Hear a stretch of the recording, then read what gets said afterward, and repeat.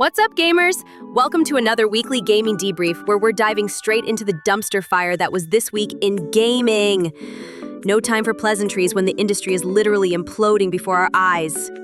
Battlefield 6 has finally been revealed after years of waiting, and it looks exactly like every other military shooter from the last decade. But hey, they've promised destructible environments again, which I'm sure will work flawlessly at launch, and definitely won't be downgraded to occasionally wobbly fence posts by release day. The multiplayer reveal is coming next week, which gives EA just enough time to figure out how many microtransactions they can cram in before players notice. No, it's not pay to win. That $20 gun just happens to have better stats, faster reload, and shoots through walls. Totally balanced. The Five Nights at Freddy's 2 movie trailer dropped this week, and apparently, the animatronics are leaving the pizza parlor. Because nothing says terrifying sequel like taking the one good concept from your franchise and abandoning it completely. The director said, "Nowhere is safe," which is Hollywood code for we couldn't afford to build another pizza restaurant set. But hey, at least Josh Hutcherson is back, desperately trying to convince us all that this is a legitimate career move and not just a paycheck between Hunger Games reunions. The real horror is watching actors you respect make these choices. Elden Ring has hit some impressive sales milestones this week. Which is shocking because it's such an obscure underground game that nobody ever talks about. From Software released a statement saying, they're deeply grateful to all the tarnished who have journeyed through the lands between. Translation, thanks for the billions of dollars, suckers. We'll use it to make our next game even more punishingly difficult. Can't wait for their next title where the tutorial boss is just a black screen that instantly kills you while a message pops up saying, get good. Breaking news! Microsoft has discovered that people don't want to pay $80 for video games. Who could have possibly predicted this outcome? Certainly not the multi-trillion-dollar corporation with endless market research capabilities. They've dropped The Outer Worlds 2 back to $70 instead of $80 for a digital product with zero manufacturing costs that we'll remove from your library whenever our servers eventually shut down. The best part is their official statement about market conditions, which is corporate speak for nobody was pre-ordering our overpriced garbage. Capitalism works sometimes, folks.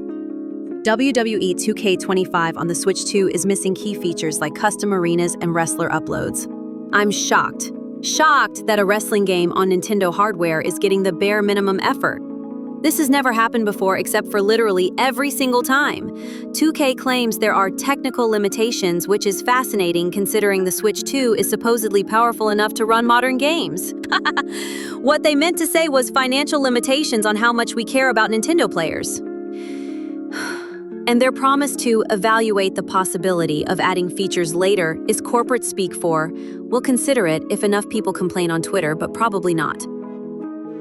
Epic's plan to get Fortnite back on iOS in the UK has hit a snag because regulators aren't prioritizing alternative app stores.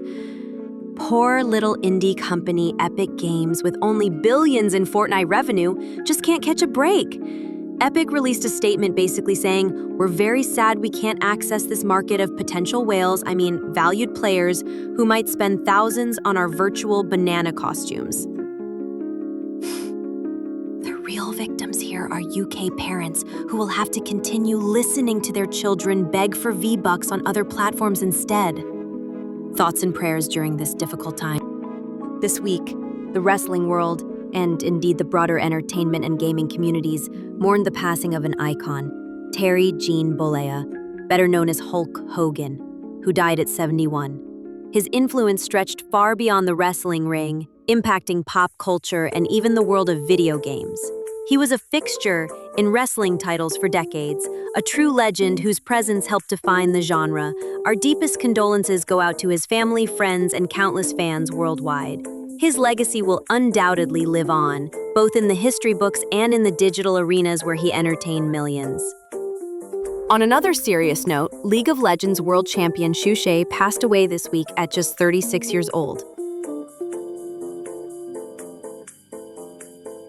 As the first ever World's MVP and a true pioneer of competitive play, his impact on esports history is undeniable. Riot Games is planning in-game tributes across all servers, which is a fitting way to honor someone who helped shape competitive gaming as we know it today. Our condolences to his family, friends, and the entire League community. Looking ahead to next week, We've got the Battlefield 6 multiplayer reveal, a Nintendo Direct rumor to focus on Switch 2 launch titles, and a PlayStation State of Play. My predictions?